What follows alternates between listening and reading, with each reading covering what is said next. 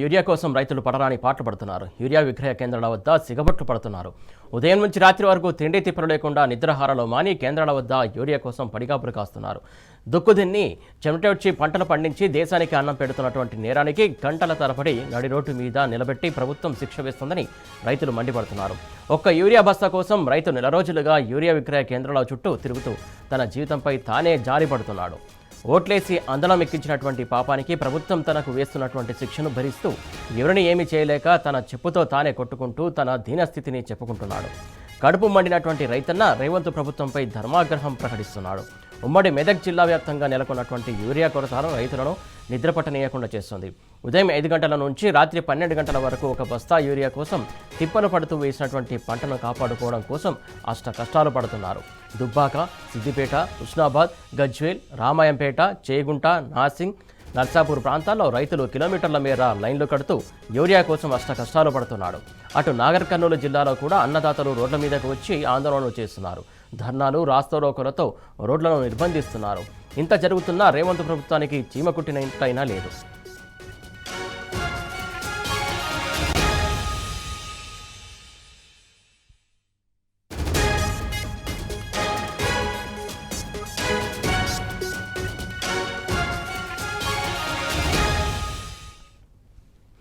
ఉమ్మడి మెదక్ జిల్లాకు సంబంధించి తాజా అప్డేట్స్ అందించడానికి మా కరెస్పాండెంట్ రంగాచారి సిద్ధంగా ఉన్నారు. రంగాచారి, చెప్పండి, యూరియా కష్టాలు ఎలా ఉన్నాయి అక్కడ? సురేష్, ఇది ఉమ్మడి మెదక్ జిల్లా వ్యాప్తంగా రైతుల యూరియా కష్టాలు అయితే ఇంకా తీరడం లేదు. అది కంటిన్యూ అవుతున్న పరిస్థితి కనిపిస్తుంది. రోజు రోజుకు మరింత తీవ్రం అవుతున్నది. ఆ సమస్య మరింత తీవ్రం అవుతున్న నేపథ్యంలో రైతులు ఎక్కడికక్కడ ఇబ్బందులు పడుతూ ఉన్నారు. అర్ధరాత్రులు అంటే ముఖ్యంగా నిన్న దుబ్బాక మండల కేంద్రంలో పిఎస్సిఎస్ వద్దకు రాత్రి 10 గంటలకు మొత్తం దాదాపు 200 మంది రైతులు పిఎస్సిఎస్ వద్దకు వచ్చి అక్కడే వాళ్ళు పడుకొని బట్టలు తీసుకొని వచ్చి కుటుంబాలతో సహా చిన్నపిల్లలతో సహా వచ్చి అక్కడే పడుకున్నటువంటి పరిస్థితి. ఉదయం 9 గంటలకు యూరియా అక్కడికి వస్తుందనే సమాచారం మేరకు ఆ మండలానికి సంబంధించిన వివిధ గ్రామాలకు సంబంధించిన రైతులంతా వచ్చి అక్కడే పడుకొని ఈ రోజు కోసం ఎదురు చూసినటువంటి పరిస్థితి. తెల్లవారుజామున 5 గంటల నుంచి వాళ్ళు ఆ చెప్పులు, పాస్బుక్లు లైన్ లో పెట్టి వాళ్ళు క్యూల్లో నిలబడ్డటువంటి పరిస్థితి. ఈ రోజు తెల్లవారుజాము తర్వాత సుమారు మరొక 500-600 మంది అంటే దాదాపు 1000 మంది రైతులు అక్కడికి వచ్చారు. అందులో మహిళలు ఉన్నారు, పిల్లలు ఉన్నారు. అందరూ కూడా వచ్చి లైన్లలో నిలబడి ఉన్నటువంటి పరిస్థితి ఉంది.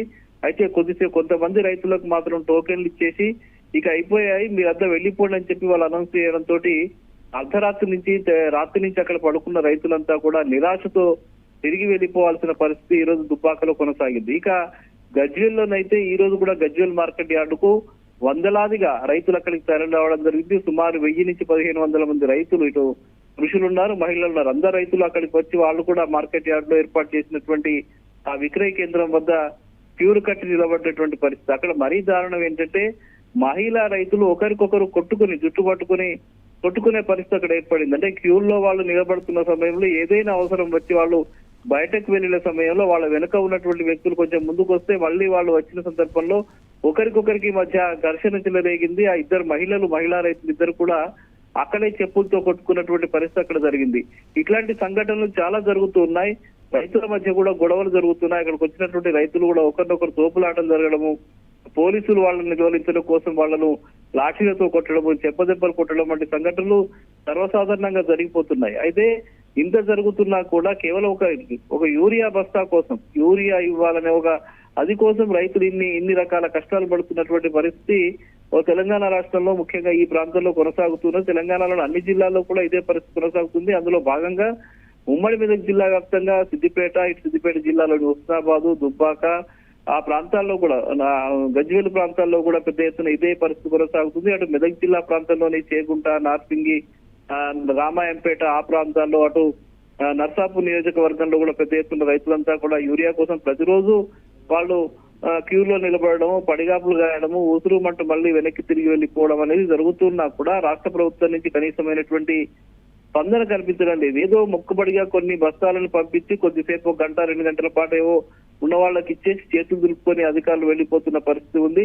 ఒక స్పష్టమైనటువంటి ఎప్పుడు వస్తుంది, ఈ టైం వరకు మీరు రండి, ఇన్ని బస్తాలు వస్తాయి, ఇన్ని బస్తాలు మేము పంపిణీ చేస్తాం, మీరు అనవసరంగా వచ్చి ఇక్కడ నిలబడకండి అని చెప్పే పరిస్థితి కూడా లేదు. అసలు ఎంత స్టాక్ వస్తుంది, అది ఎవరికి వెళ్తున్నది, ఎటు వెళ్తున్నదని ఒక స్పష్టంగా చెప్పేటువంటి పరిస్థితి లేదు. మరీ ముఖ్యంగా గత ప్రభుత్వం చాలా స్పష్టంగా ప్రభుత్వ రంగ సంస్థల ద్వారానే దీన్ని పంపిణీ చేసింది. లైసెన్సులు ఆగ్రో కేంద్రాల ద్వారా పంపిణీ చేసింది. కానీ ఈసారి ప్రభుత్వం కొంతమంది ప్రైవేట్ ఏజెన్సీలకు కూడా వీటిని అప్పచెప్పి బస్తాలు ఉండే యూరియాకు సంబంధించిన వాటి స్టాకులను అప్పచెప్పి వాళ్ళకు కూడా పంపిణీ చేసిన నేపథ్యంలో వాళ్ళు అందులో సగం స్టాకు వేరే వాళ్ళకు అమ్ముకుంటున్నట్టుగా తెలుస్తుంది. ఒక్కో బస్తా ప్రభుత్వం నిర్దేశించిన ధర ప్రకారం 266 రూపాయలు ఉన్నటువంటి ధరని దాదాపు 350, 400, 450 రూపాయలకు కూడా బ్లాక్ మార్కెట్ లో కొంతమంది విక్రయిస్తున్నట్టుగా తెలుస్తుంది. దీని వెనుక కొంతమంది కాంగ్రెస్ పార్టీ నేతలు కూడా లాబింగ్ చేసి ఆ బస్తాలను తరలించుకు వెళ్లిపోతున్నట్టుగా కూడా తెలుస్తుంది. అంటే ఇంత పెద్ద ఎత్తున ఇంత కుంభకోణం జరుగుతుంది. ఒకవైపు రైతులకు వచ్చినటువంటి స్టాక్ ని దారి మళ్లించే ప్రయత్నం ఒకవైపు జరుగుతుంది. అసలు స్టాక్ రాకుండా ఇబ్బంది పడుతున్నటువంటి పరిస్థితి మరోవైపు. ఇది రెండు రకాలుగా రైతులంతా కూడా ఇబ్బందులు పడుతున్న పరిస్థితి నెలకొన్నా కూడా ప్రభుత్వం నుంచి స్పందన లేదు. ఇక ఇది ఒక ఎత్తు అయితే, ముఖ్యంగా ఈ రెండు పార్టీలు, కాంగ్రెస్ పార్టీకి సంబంధించిన నాయకులేమో బీజేపీ పార్టీ మీద తోసేసి వాళ్ళు తప్పుకోవడానికి ఒకవైపు ప్రయత్నం చేస్తున్నారు. ఇక బీజేపీ వాళ్ళేమో తప్పంతా కాంగ్రెస్ పార్టీది అని కాంగ్రెస్ పార్టీకి సంబంధించిన నాయకుల మీద తోసేసి వాళ్ళు తప్పుకునే ప్రయత్నం చేస్తున్నారు. కొంతమంది నాయకులేమో చాలా విచిత్రమైన కామెంట్ చేస్తున్నారు. ఇటు మెదక్ ఎంపీ ఈ మధ్య ఒక మాట్లాడుతూ అటు పాకిస్తాన్ కు ఇండియాకు మధ్య జరిగినటువంటి ఆ యుద్ధం ఏదైతే ఉందో దాని ఫలితంగా చైనా నుంచి రావాల్సినటువంటి యూరియా రాలేదు అని చెప్పి మాట్లాడే పరిస్థితి ఒకవైపు కొనసాగుతుంది. ఇక కాంగ్రెస్ పార్టీకి సంబంధించిన మంత్రులేమో ద్వంద్వ వైఖరి. ఒకవైపు ఏమో కేంద్ర ప్రభుత్వం నుంచి వస్తులేదు, వాళ్ళు సరైన సమయంలో స్పందిస్తలేదు, బీజేపీ తెలంగాణ రాష్ట్రంపై కక్ష కట్టింది అని చెప్పి మాట్లాడుతూనే మరోవైపు రైతుల్ని అవమానించే విధంగా కూడా మాట్లాడుతున్నారు. ఒకవైపు ఆయన ఏం చెప్తున్నాడు, నిన్న పొన్నం ప్రభాకర్ అనే ఒక మంత్రి రైతుల ఇళ్లలో పెద్ద ఎత్తున స్టాక్ పెట్టుకుంటూ ఉన్నారు, అందుకోసం వచ్చి తీసుకువెళ్లి ఇళ్లలో స్టాక్ పెట్టుకుంటున్నారని చెప్పి వ్యాఖ్యానిస్తున్నటువంటి పరిస్థితి ఒకవైపు ఉండగా, అటు వ్యవసాయ శాఖ మంత్రి అయితే అసలు వచ్చేవాళ్ళు రైతులే కాదు, వాళ్ళంతా ఏదో రాజకీయాలు చేయడం కోసం ఇక్కడికి వచ్చి రైళ్లలో నిలబడుతున్నారని చెప్పి వ్యాఖ్యానించే పరిస్థితి కనిపిస్తుంది. అలాగే మరోవైపు రేవంత్ రెడ్డి ఒక రకంగా మాట్లాడుతున్న ముఖ్యమంత్రి కూడా ఒక పద్ధతి లేకుండా మాట్లాడే పరిస్థితి కూడా కనిపిస్తుంది. అంటే ఇట్లా ఒకరికొకరి సంబంధం లేకుండా కాంగ్రెస్ పార్టీ నాయకులేమో అట్లా మాట్లాడుతున్నారు. బీజేపీ పార్టీ ఏమో కాంగ్రెస్ పార్టీ మీద తోసేసి పక్కకు తప్పుకునే ప్రయత్నం వాళ్ళు చేస్తూ ఉన్నారు. మొత్తంగా ఈ మధ్యలో ఈ రెండు పార్టీల మధ్య, అంటే కేంద్ర ప్రభుత్వం ఇటు రాష్ట్ర ప్రభుత్వం, ఈ రెండింటి మధ్య ఇక్కడ రైతులు నలిగిపోతున్నటువంటి పరిస్థితి మాత్రం వాళ్ళు అర్థం చేసుకోలేకపోతున్నారు. ఈ రెండు పార్టీలు కలిసి వాళ్ళు చేసినటువంటి ఈ నిర్లక్ష్య ధోరణి ఏదైతే ఉందో ఆ ధోరణి ఫలితంగా ఇవాళ తెలంగాణ రాష్ట్రంలో మొత్తంగా కూడా రైతులు అవస్థల పాలవుతున్నటువంటి పరిస్థితి. ఇట్లాంటి సిచ్యువేషన్ అయితే గతంలో కూడా సమైక్య రాష్ట్రంలో కూడా ఉన్నప్పుడు కూడా చాలా సందర్భాల్లో ఇట్లాంటి పరిస్థితి వచ్చింది. అటు పోలీస్ స్టేషన్ లో తీసుకువెళ్లి యూరియా పంపిణీ చేసినటువంటి సందర్భాలు, లాఠీ చార్జీలు జరిగినటువంటి సందర్భాలు జరిగినాయి. కానీ మరీ ఇంత దరిద్రమైనటువంటి పరిస్థితి, రైతులు అర్ధరాత్రులు అక్కడ వెళ్లి నిద్రలు పోయినటువంటి పరిస్థితి, ప్రతిరోజు వచ్చి వందలాది మంది వేలాది మంది రైతులు వచ్చి క్యూలో నిలబడ్డా కూడా ఒక్క బస్తా కూడా సక్రమంగా ఇవ్వనటువంటి ఒక దరిద్రమైన పరిస్థితి అయితే ఇప్పటి వరకు అయితే చూడలేదు. ముఖ్యంగా గత 10 సంవత్సరాల వ్యవధిలో అయితే కేసీఆర్ రైతులందరికీ కూడా యూరియాని అందుబాటులో ఉంచి ఎప్పటికప్పుడు పరీక్షలు చేసి గ్రామాలకు వాటినన్నిటి కూడా లారీల నుంచి పంపించి గ్రామాల్లోనే స్టాక్స్ ఏర్పాటు చేసి రైతు తనకి ఎప్పుడు అవసరం ఉంటే అప్పుడు వచ్చి తాను తీసుకువెళ్లే విధంగా ఒక ఏర్పాటు చేసిన నేపథ్యంలో ఒక్కరోజు కూడా యూరియా కోసం రైతు రోడ్డు మీదకి వచ్చాడు అనే ఒక వార్త కూడా రానటువంటి పరిస్థితి గత 10 సంవత్సరాల కేసీఆర్ పాలనలో కొనసాగింది. కానీ ఈ ప్రభుత్వం అధికారంలోకి వచ్చిన తర్వాత వాళ్లకు ఏ అంశం మీద కూడా, ముఖ్యంగా రైతులకు సంబంధించిన ఏ ఒక్క అంశం మీద కూడా ఒక చిత్తశుద్ధితో వ్యవహరిస్తున్నట్టుగా అర్థమవుతున్నది. వ్యవహరించడం లేదు. ఏ అంశం తీసుకున్నా కూడా విత్తనాల విషయంలో కూడా అదే పరిస్థితి ఉంది. అన్ని బ్లాక్ మార్కెట్ లోకి వెళ్ళి బ్లాక్ మార్కెట్ల ద్వారా రైతు కొనుక్కోవడమే తప్ప ప్రభుత్వ రంగ సంస్థల ద్వారా కానీ, మార్కెట్ యార్డ్ల ద్వారా కానీ, వీళ్ళకి పంపిణీకి సిద్ధంగా వ్యవసాయ శాఖ ద్వారా కానీ పంపిణీకి సిద్ధంగా ఉంచినటువంటి పరిస్థితులు అటు లేవు. వ్యవసాయ పనిముట్లకు సంబంధించి కూడా సబ్సిడీపై ఇచ్చేటువంటి వ్యవసాయ పనిముట్లు కూడా రైతులకు ఇచ్చేటువంటి పరిస్థితి అది లేదు. అది దేనికి సంబంధించి రైతులకు సంబంధించిన ఏ ఒక్క అంశంపై కూడా రాష్ట్ర ప్రభుత్వానికి చిత్తశుద్ధి లేదు. వాళ్ళకి ఎట్లా సాయం చేయాలి, రైతులను ఎట్లా ఆదుకోవాలి, రైతులకు అవసరమైనటువంటి అన్ని రకాల సదుపాయాలు ఎట్లా కల్పించాలనే ఒక ఆలోచన అయితే ఈ ప్రభుత్వం చేస్తున్నట్టు కనిపించడం లేదు. వీరికి తోడు అటు రైతు భరోసా అమౌంట్ రాలేదు, రైతు రుణమాఫీ కూడా రైతులకు పూర్తిగా అందలేదు.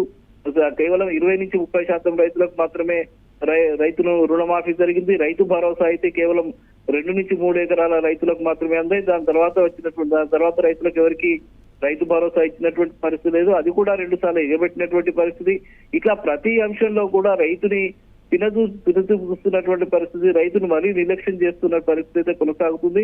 ఇక ఈ యూరియాకు సంబంధించింది అయితే ప్రతిరోజు కడుపు మండిపోతుంది. రైతులంతా కూడా రోడ్ల మీదకి వచ్చి ఆందోళన చేయడము, రాస్తారోకోలు చేయడము, ధర్నాలు చేయడము, అధికారులను నిర్బంధించడము, అధికారులను కొన్నిసార్లు పోలీసులు కూడా రైతుల పట్ల ఒక నిర్లక్ష్య భావాలతోటి వాళ్ళ పట్ల చులకన భావంతో వ్యవహరిస్తూ వాళ్ళ మీద దాడికి ఉపక్రమిస్తున్నటువంటి పరిస్థితి, కొన్ని చోట్ల కొట్టినటువంటి పరిస్థితి. నిన్న ఇరుకుల్లో ఒక రైతును దొరకబట్టి లాక్కు వెళ్ళడానికి ప్రయత్నం చేసిన సందర్భంగా రైతులంతా కూడా పోలీసుల మీద తిరగబడ్డటువంటి పరిస్థితి అక్కడ కూడా కనిపించింది. ఇటు మిడిదొడ్డి ప్రాంతం చెప్పాలలో వ్యవసాయ అధికారులను రైతు వేదికలో వేసి రైతులంతా కూడా నిర్బంధించి మాకు యూరియా ఇస్తే తప్ప మీరు ఇక్కడి నుంచి కదలకుండా వెళ్ళిపోవాల్సిన పరిస్థితి అని చెప్పినటువంటి పరిస్థితి. అటు హుస్నాబాద్ లోనైతే ఏకంగా రైతులంతా వెళ్లి అక్కడి మంత్రి క్యాంపు కార్యాలయాన్ని ముట్టడించి అక్కడ ఆందోళనకు దిగినటువంటి పరిస్థితి.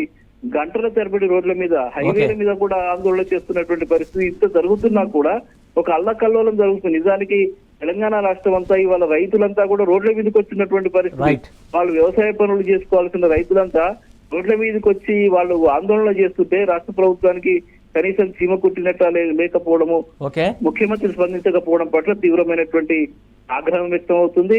రైతుల్లో తీవ్రంగా వ్యతిరేకత కూడా వ్యక్తం అవుతున్నటువంటి పరిస్థితి అయితే కనిపిస్తుంది. Suresh, thank you Rangachari.